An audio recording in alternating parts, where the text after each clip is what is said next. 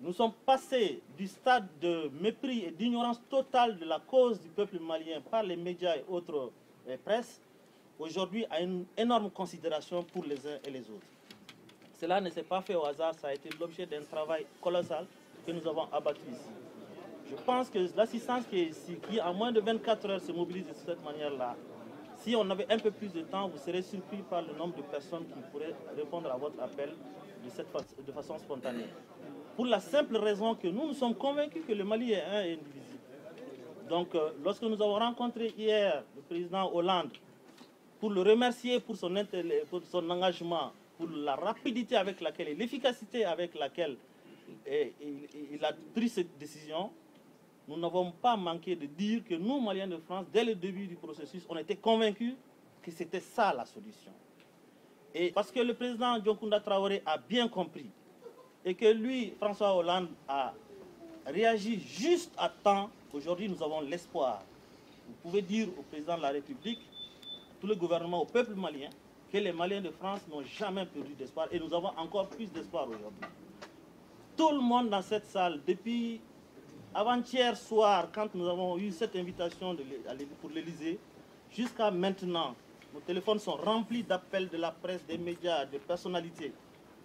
Lorsque nous sommes passés dans les foyers hier, avant-hier, des centaines de Maliens nous ont dit « c'était une très bonne décision, nous vous soutenons, nous vous accompagnons ». Ça veut dire tout simplement que le président de la République a vu juste, il a bien compris, il fallait faire appel à la France. Et le président Hollande, en répondant à cet appel dans le délai qui était imparti, a soulagé le peuple malien.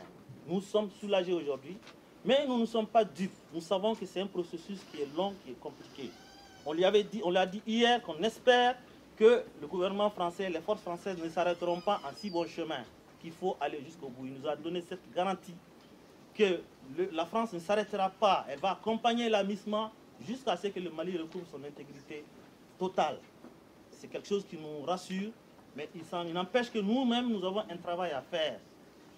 Vous direz à l'armée malienne, vous direz au gouvernement malien, à l'armée malienne de se rassembler, de s'unir, d'arrêter les querelles de clochers, de se rassembler, d'accompagner, d'être à la hauteur de l'espoir et de tout ce que la communauté internationale vient de nous manifester. Vous direz au peuple malien de rester unis pendant cette période-là. Nous, votre message est entendu 5 sur 5. Il a trouvé des Maliens de France debout. Il a trouvé des Maliens de France unis. Et ce travail-là, nous allons le faire parce que nous y croyons vraiment comme nous y croyons à notre mort.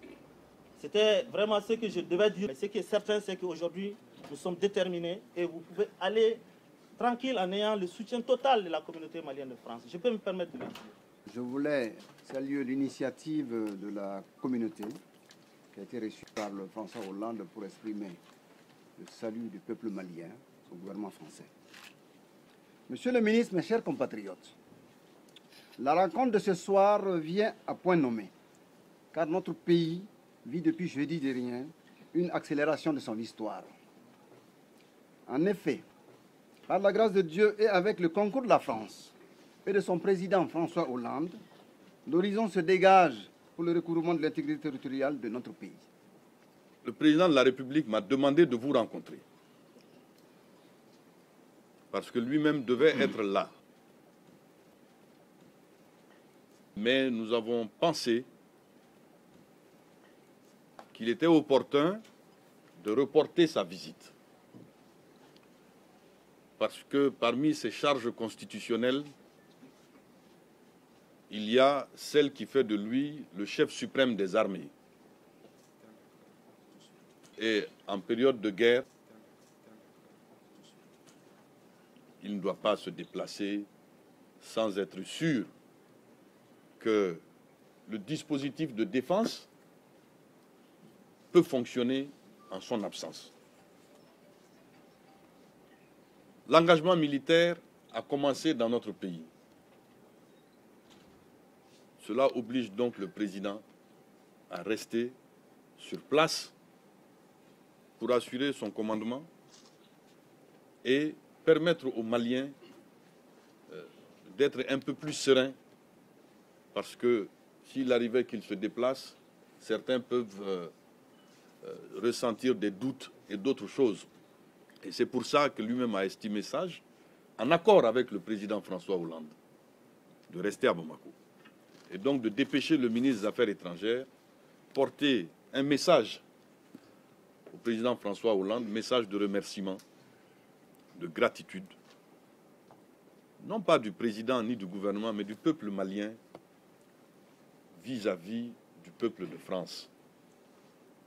Suite à la demande pressante du président du Mali, le président François Hollande a décidé d'engager l'armée française pour stopper l'action des groupes narco-djihadistes qui avaient décidé de forcer nos lignes de défense à Sévaré et de fondre sur le sud du Mali. À leur habitude, ils ont agi selon leur propre agenda. Parce que, dans le cadre de la résolution 2085 des Nations Unies, nous étions engagés dans un processus politique d'une part et un processus militaire d'autre part. Il était convenu que ceux des rebelles armés qui arrivaient, qui pouvaient décider de décrocher définitivement de la violence et du terrorisme devaient être pour nous des interlocuteurs pour voir comment envisager le retour d'une paix durable, définitive dans notre pays. Et discuter ensemble les questions de développement pour l'ensemble du pays, du nord jusqu'à l'ouest. Parce que vous savez bien que les problèmes de développement concernent le nord du Mali, mais concernent aussi l'ouest du Mali qui est occupé par le Sahel occidental. Il s'agissait d'entrer dans un processus politique pour discuter. Et pendant ce temps, préparer aussi l'action militaire contre les forces terroristes. Ce qui a été prouvé aujourd'hui, c'est que Ansar Dine, Moujao, Ansar al-Sharia, Ansarou, Boko Haram, c'est la même chose. Leur projet était d'étendre le terrorisme sur l'ensemble du pays. Le président a jugé urgent, sur la base des informations que nous avions, de demander immédiatement l'appui et l'assistance de la France dans le cadre de la résolution que nous avons pu obtenir au mois de décembre, avec aussi, cette fois-ci, il faut le dire, encore l'aide de la France, qui a rédigé, introduit cette résolution, co-parrainée par l'Allemagne, que nous sommes allés défendre. Et c'est cette résolution qui, aujourd'hui, permet à la France de s'engager à nos côtés. Dans les jours à venir, d'autres pays viendront, parce qu'il ne s'agit pas d'un tête-à-tête franco-malien. Ce problème est un problème mondial. Ce qui menace le Mali menace l'ensemble de la sous-région. Et on peut dire au-delà, à partir de ce moment, des pays européens vont se manifester aux côtés de la France. Les pays africains l'ont à citer ici, mais tous les pays de la CEDEAO ont déjà annoncé leur contribution en troupes et aussi des contributions en termes de logistique, d'équipement militaire. Nous tiendrons le vendredi 18 une session extraordinaire du Conseil paix et sécurité de la CEDEAO. Et le samedi 19, un sommet extraordinaire de la CEDEAO à Abidjan. Suivra après le sommet de l'Union africaine, en marge duquel nous allons tenir la conférence des donateurs, ceux qui vont contribuer pour le fonds spécial prévu par la résolution des Nations Unies pour la conduite de cette action. Chers frères et sœurs, le président m'a demandé de vous apporter un message pour que vous puissiez vous tranquilliser, que vous sachiez que nos amis sont à nos côtés et que notre République sera sauvée. Et vous dire que les affaires du pays sont bien tenues. Et que pour qu'elles soient encore mieux tenues, il convient de nous serrer les coudes. Et avec cela, avec l'aide de Dieu et l'aide de nos amis, je pense que nous pourrons remettre notre pays. Nous pourrons remettre notre pays sur les rails du développement et espérer construire un Mali tel que nous le voulons pour nos enfants et nos petits-enfants. ainsi qu'il nous a été légué par ceux qui nous ont précédés. Alors, chacun d'entre vous aujourd'hui est chef de guerre. Chacun d'entre vous, même le plus petit d'entre nous aujourd'hui est chef de guerre. Et il doit se comporter comme tel. Et tant que nous resterons dans nos valeurs ancestrales, de respect, de solidarité, d'unité et de vérité, je crois que notre pays va s'en sortir. Pour notre part, gouvernement, nous avons construit autour du Premier ministre une vraie cohésion pour que nous ayons une action cohérente à votre service. Avec l'aide des pays amis, nous traverserons cette transition. À vous de préparer la suite. Et nous sommes pressés que tout ça finisse, que notre pays soit débarrassé de la vermine terroriste. Nous sommes pressés de pouvoir tenir des élections sur l'ensemble des régions de notre pays, afin qu'un pouvoir d'une autre légitimité, un pouvoir d'une nouvelle légitimité, puisse refonder notre pays sur des valeurs véritablement démocratiques et républicaines. C'est ce que nous souhaitons. Nous comptons sur votre appui. Encore une fois, sachez que le pays est bien tenu et que l'aide précieuse des pays amis nous permettra sans aucun doute de venir à bout de ce qui nous a torturés pendant tous ces mois. Merci beaucoup. Je pourrais peut-être me prêter à quelques questions, si vous en avez. Mais le but principal de cette visite était de vous transmettre ce message de remerciement, de gratitude du président et son appel à l'unité. Je voudrais, monsieur l'ambassadeur, vous l'avez rappelé tout à l'heure, dire combien notre pays est apprécié et aimé ici. Qui dans son bureau, qui dans son atelier, qui à travers ses amis, qui à travers ses collègues n'a pas reçu le soutien de la communauté française à l'endroit du Mali. Je voudrais dire que parmi ses amis compte un certain nombre de gens que je voudrais ici rappeler et les remercier. Notamment parmi eux, le député Razi Amadi ici présent, qui a obtenu et organisé la visite de l'autre jour à l'Élysée. C'est grâce à lui également que le merveilleux 22 septembre qui a été organisé a été aussi obtenu et financé. Donc je voudrais vraiment, Razi, te remercier, te dire encore une fois que le Mali compte sur toi et beaucoup d'autres.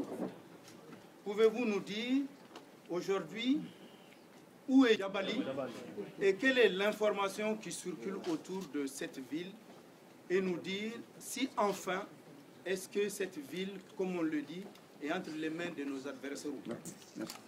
La deuxième question, quelle est aujourd'hui la liste des pays amis qui ont décidé de nous apporter leur soutien et quelle est la nature de ce soutien? Et pour terminer, les différentes villes qui sont prises par nos adversaires, est-ce que vous avez une date, une estimation approximative où on peut arriver à bout? Merci à Razi Amadi, bien entendu. Nous savons ce qu'il fait. Nous connaissons son engagement auprès de la communauté malienne. Nous connaissons son engagement pour le Mali et toute l'amitié qu'il nous porte. Et il est utile de lui dire merci et de temps en temps de lui témoigner, nous aussi, notre soutien dans ce qu'il fait. La situation au front n'est pas une situation statique. Nous sommes dans un engagement militaire. Ça veut dire que les choses évoluent. Les experts militaires, les chefs d'état-major et tout le commandement militaire est au plus près du terrain. Et vous comprenez sûrement qu'il y a des informations que nous ne pouvons pas donner. Il y a des informations que nous ne devons jamais donner. Parce que tout ce qu'on dit de nos jours est transporté par les médias. Et nous ne sommes pas les seuls à écouter les télévisions, les radios, à lire les journaux. Nos ennemis aussi écoutent.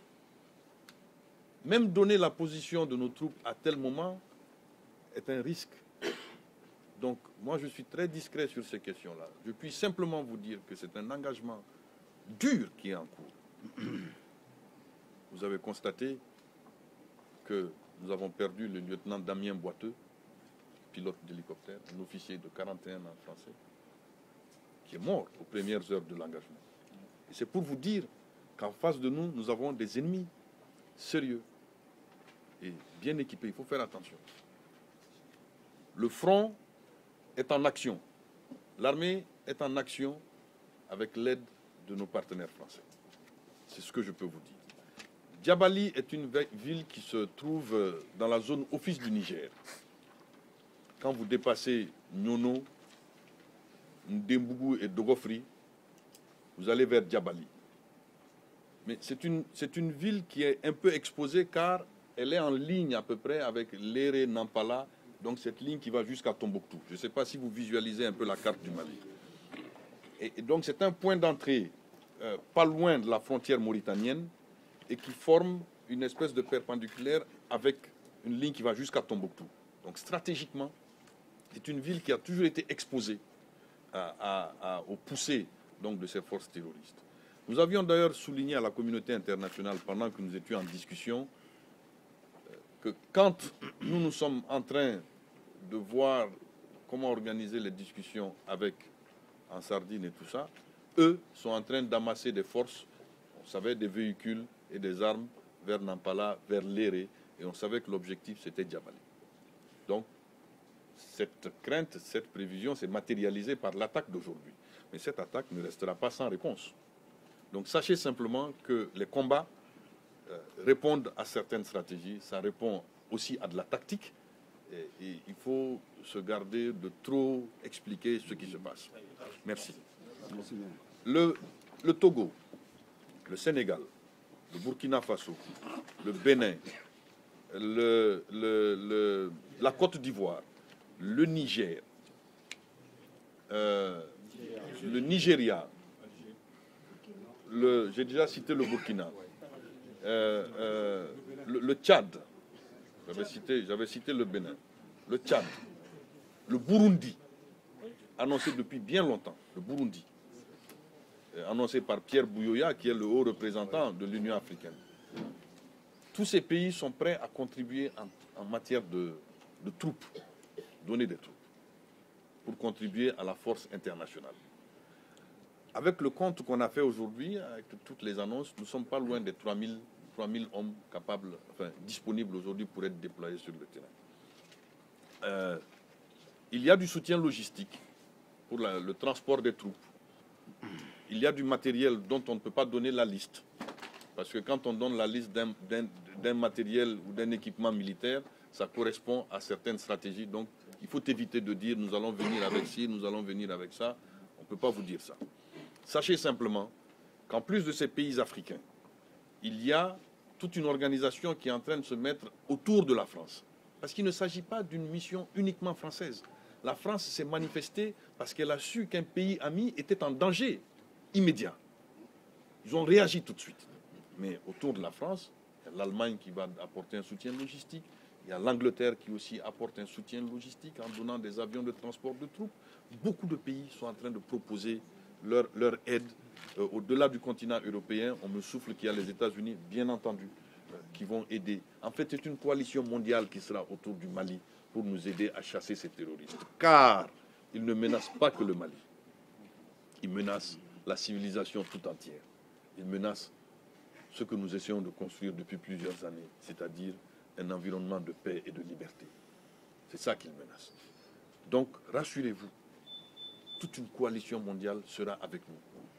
Et nous avons été obligés d'agir dans l'urgence parce que Ansardine, début janvier, souvenez-vous, a annoncé qu'il renonçait à la cessation des hostilités, alors qu'il avait annoncé à Ouagadougou, le 5 décembre, ou du moins le 4 décembre, qu'il arrêtait les hostilités vis-à-vis du Mali. Et quand ils ont annoncé qu'ils renonçaient à ça, c'est d'ailleurs une drôle de manière de déclarer la guerre, nous avons dit, nous n'avons plus le choix, il faut s'engager. Donc c'est ça. Les dates, encore une fois, relèvent de ce qu'on appelle le concept d'opération stratégique, qui seul est le seul domaine, le domaine des seuls militaires. La diplomatie ne peut pas parler de ces choses-là. Voilà. Mais il y a un plan d'opération. Il y a un plan d'opération. La première question, savoir est-ce que le Mali ne doit pas se retirer de la CEDEAO? Parce que les pays verts amis, la CEDEAO a traîné les pas pendant des mois et des mois. Maintenant que la France a pris son engagement, sa responsabilité pour être devant de la scène, et maintenant, eux aussi, ils sont en train de manifester leur volonté que je mets entre guillemets. Donc, où est la solidarité africaine? Point d'interrogation. Deuxième question. Vous avez déjà abordé le problème. En ce qui concerne le MNLA n'eût été même l'intervention de la France. Est-ce qu'on ne doit pas mettre le MNLA dans la même corbeille qu'en Sardine et les autres mouvements djihadistes? C'est eux qui ont déblayé le terrain pour permettre à ces djihadistes, à ces criminels, ces narcotrafiquants de rentrer chez nous, de semer la terreur. Donc moi je considère MNLA, en Sardine, Boko Haram, ATMI, ils sont tous des groupes terroristes pour moi. Vous savez, on peut formuler beaucoup de reproches vis-à-vis de beaucoup de gens. La frustration que nous avons subie face aux lenteurs que nous avons pu constater à la réaction internationale ont fait souffrir beaucoup de Maliens. Mais nous ne nous sommes jamais découragés. Nous n'avons pas pleuré sur notre frustration. Au contraire, face aux lenteurs, nous avons toujours essayé d'insister dans nos explications. Faire comprendre au monde qu'au-delà de revendications politiques, le projet qui s'organisait contre le Mali est une véritable entreprise criminelle qui menaçait l'ensemble de la sous-région. Et c'était ça notre combat. C'est vrai, nous pouvons dire ça a été lent, il aurait fallu agir plus tôt. Vous savez, le temps politique et le temps technique ne sont pas pareils. Le temps politique obéit à des pesanteurs et à des influences qui exigent de nous beaucoup de patience et surtout beaucoup de constance dans l'effort. Et tout ça est très compliqué. Mais nous ne devons pas nous retirer de la CEDEAO. Nous avons créé la CEDEAO. Le Mali a créé la CEDEAO. Désormais, nous devons faire en sorte que notre point de vue soit affirmé de manière claire. Nous devons faire en sorte de prendre le contrôle des affaires. Nous sommes un pays qui a eu une diplomatie flamboyante, une diplomatie qui était efficace. Nous devons faire en sorte que cela redevienne pour le Mali de demain. Que ce que les premiers, les grands diplomates maliens, ceux qui ont pu participer à la résolution de ce qu'on appelait la guerre des sables entre le Maroc et l'Algérie, ceux qui ont accueilli les grandes rencontres, qui ont mené les grandes négociations, que ceux qui viendront gouverner le Mali se montrent dignes de ces hommes-là et remettre notre pays au centre du dispositif diplomatique de la CEDEAO et même de l'Afrique. C'est pour ça que nous ne devons pas quitter ni la CEDEAO, ni l'Union africaine, ni aucune des organisations que nous avons contribué nous-mêmes à créer. Nous sommes un pays enclavé, nous avons 7 frontières, 7 pays qui nous entourent. Nous sommes obligés d'être membres de ces organisations pour faire prévaloir nos intérêts, pour que le Mali ne soit pas oublié dans les dispositifs de défense, dans les dispositifs économiques et tout ce qui peut contribuer à faire de notre environnement un environnement de paix et harmonieux. Donc, oubliez ces reproches. Tournez-vous vers l'avenir. Je pense que c'est plus important. On va donner la parole à notre député. Vas-y, s'il vous plaît. Il a demandé la parole, 2 mots.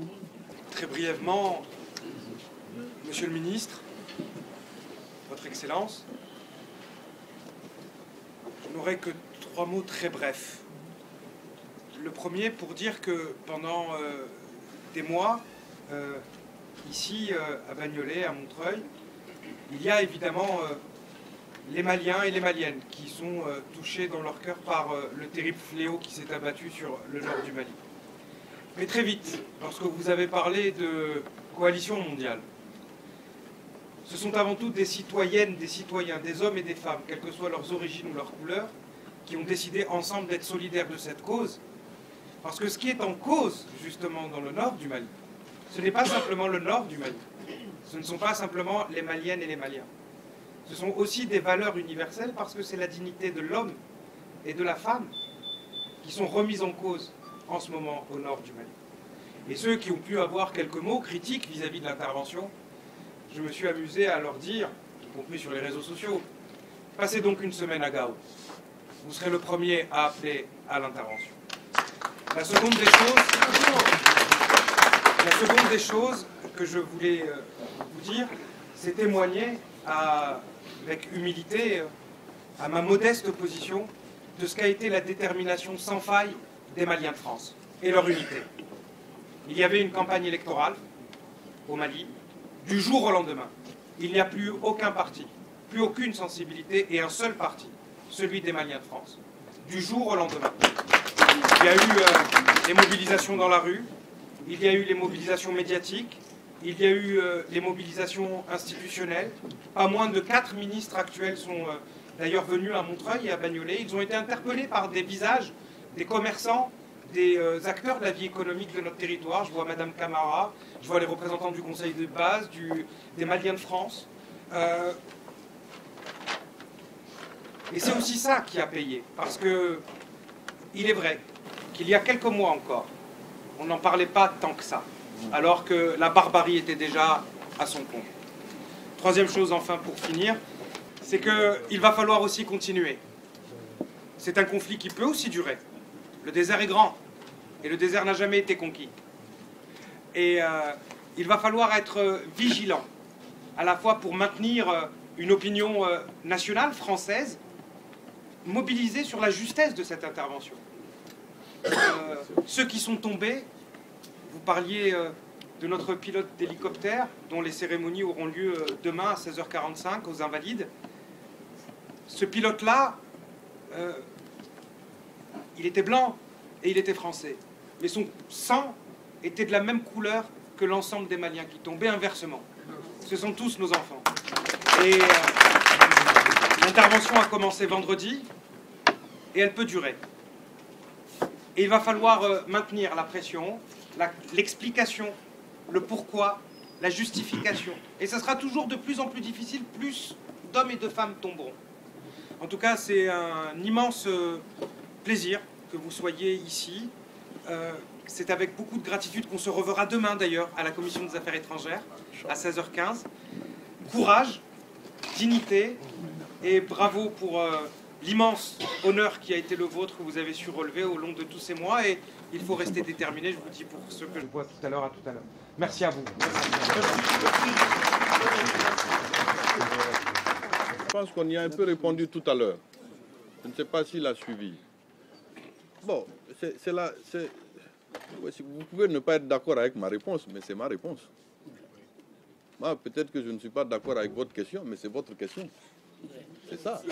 Donc, c'est ainsi, mon frère. Donc, la question que vous posez, à savoir où on en est avec le MNLA, on n'en est nulle part avec le MNLA. On n'a pas engagé de négociation. Le gouvernement malien n'a rien négocié avec qui que ce soit. Le gouvernement malien a dit la chose suivante, parce qu'il faut bien écouter et bien comprendre, qu'il s'agissait de définir dans quelles conditions nous pouvions engager un dialogue entre Maliens. Un dialogue, premier mot, entre Maliens. D'accord? Ça veut dire qu'il n'y a pas de Azawad. Il n'y a pas de Azawadien. Entre Maliens. Mais s'il vous plaît, non, n'applaudissez pas, parce que souvent, vous vous mettez à applaudir et vous n'écoutez plus. Il faut surtout écouter. On a dit un dialogue intermalien. De facto, ce qui n'est pas malien n'est pas dans ça. Donc c'est clair. Ni kuma bifo faka lamede. Et ya famyawa. Ni naname atone kakla. Pas de débat. Marakake atunga kla ha. Ya mede. Kana telianne. Yamin fie. Kuma bifo haklimande. Kuma iname kanye. Ni ya lame iba famya. Angwa ni munu mbese ka kenyon kuma nyon ye. We malien di. Ni ti malien iti douanga kumana. Ebito azawadien la ka douanga kumana wa. Ankela ka fo munu ngwa anga dukolo ka fara anulu tikma. Kadaka Mali constitution ota ya Maria Mali famashi daka do kumana. l'intégrité de notre territoire est consacrée par la Constitution. Aucune autorité malienne ne peut s'engager dans un débat par rapport à une partition du pays. La laïcité est consacrée dans la Constitution. Aucune autorité du Mali, sauf à aller contre la Constitution, ne peut s'engager dans un débat qui tendrait à mettre en cause la laïcité au Mali. La Constitution dit que notre État est une république unie et indivisible. Alors, si vous entrez dans un débat qui va contre la Constitution, ça veut dire que c'est un débat illégal. Or, nous nous sommes battus pour que la légalité constitutionnelle revienne. Vraiment, il faut suivre. Il faut suivre et comprendre.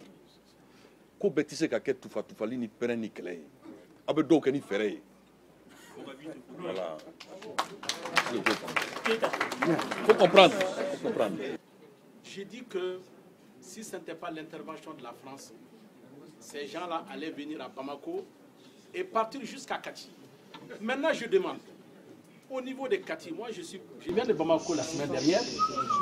Au niveau des Kati, je vois qu'ils sont vraiment très bien armés. Est-ce qu'il ne serait pas bien de leur demander gentiment d'aller s'installer à Sévaré pour nous aider vraiment à combattre la rébellion? Et ma dernière intervention, c'est effectivement, je m'associe à vous vraiment pour saluer et remercier le président Hollande et l'ensemble de la communauté internationale qui nous ont vraiment aidés, parce que c'est vrai que ce n'est pas un problème uniquement malien, parce que c'est un problème, je peux même dire, c'est un problème international. Parce qu'après le Mali, c'est les pays d'Afrique, après les pays d'Afrique, c'est l'Europe, et je vous remercie. C'est une opinion qui s'exprime, donc il n'y a pas de question. Pas de question. Sauf que je suis d'accord. Alors, la question de Mme Camara, bon, je pense que les militaires se battent côte à côte. Les Français ont donné un appui aérien qui était déterminant par rapport à ce qui était en train de se passer. Donc, l'armée malienne est dans ses positions et dans ses manœuvres.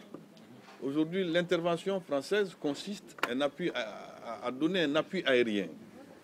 Donc, vraiment, et dans l'esprit que des gens qui se battent ensemble, se battent côte à côte, sont dans le même esprit qui consiste à poursuivre un objectif commun et à gagner. C'est ça, je pense que c'est ça l'esprit aujourd'hui entre les frères d'armes constitués par nos deux pays. Et si la France n'était pas venue à notre secours, nous aurions vécu de grandes difficultés. Et encore une fois, c'est dans cet esprit que le président urgemment a demandé l'assistance de la France au président François Hollande, qui était déjà sensibilisé à cette question, parce que je vous rappelle encore une fois, la dernière résolution de l'ONU, qui est une résolution importante, parce qu'elle construit la légalité internationale de ce que nous sommes en train de faire aujourd'hui. Personne ne peut nous dire d'arrêter l'action militaire qui est engagée, parce qu'elle procède d'une légalité internationale. Tous les pays de l'ONU, représentés par le Conseil de sécurité, se sont mis d'accord en disant que le Mali a besoin d'aide, parce que ce qui menace le Mali lui seul ne peut pas le régler. Donc, on a ça. Et ça a été fait aussi à l'initiative de la France. C'est les Français qui ont rédigé la résolution, qui l'ont portée. Nous sommes allés nous battre à leur côté pour l'obtenir. Donc, je pense que tout est dit. Hein. Bon, ce n'est plus la peine de dire s'ils n'étaient pas venus, qu'est-ce qui allait se passer, parce qu'ils sont déjà là. N'est-ce pas? Hein? Maintenant, pour le ministère du culte, depuis que le Mali est Mali, vous avez une direction du culte et des religions au ministère de l'administration territoriale. Exact. Depuis que le Mali est Mali, dans tous les pays du monde qui consacrent la pluralité des religions, il y a une direction du culte et des religions qui s'occupe de ces affaires-là pour faire en sorte que chaque religion qui s'exprime dans ce pays puisse avoir le même droit que les autres. Ériger cela en ministère n'est pas en soi un problème. Au contraire, ça va nous amener à poser un certain nombre de questions. Vous parlez de médersa. Le problème, ce n'est pas d'avoir des médersa. Le problème, c'est de les faire construire par d'autres. Pourquoi les Maliens ne sont pas capables de construire leurs médersa?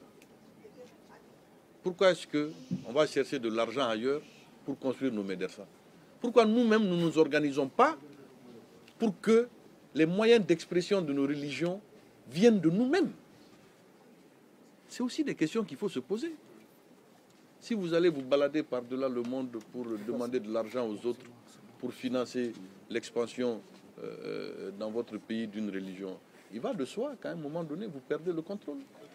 Et alors, créer un ministère peut servir à poser ce débat aussi. C'est aussi ça qu'il faut voir. Il y a des aspects, quand la paix reviendra, je pense que les Maliens pourront s'asseoir pour examiner ce qui a été fait. Faire la part des choses en ce qui a été bien fait, ce qui n'aurait pas dû être fait, et quel chemin nous devons prendre pour que notre destin reste entre nos mains. C'est aussi ça. Et à ce moment-là, ceux qui veulent du ministère pourront s'exprimer, ceux qui n'en veulent pas pourront s'exprimer. Et après, par le vote, le peuple du Mali pourra choisir la voie qui lui convient.